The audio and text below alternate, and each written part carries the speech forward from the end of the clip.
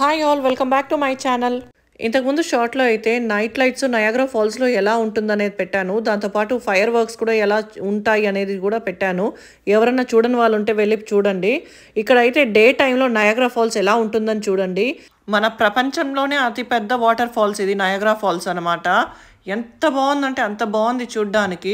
ఇది life time experience, ఎవరైనా వెళ్ళాల్సిందే. మేమైతే ఫస్ట్ మేడ్ ఆఫ్ మిస్ట్కి అయితే వెళ్ళాము. అంటే పెద్ద బోట్లో తీసుకెళ్తారనమాట దాని దగ్గరికి, అంటే దాని కింద వరకు తీసుకెళ్తారు, వాటర్ ఫాల్స్ కింద వరకు. ఆ ఎక్స్పీరియన్స్ చాలా బాగుంటుంది.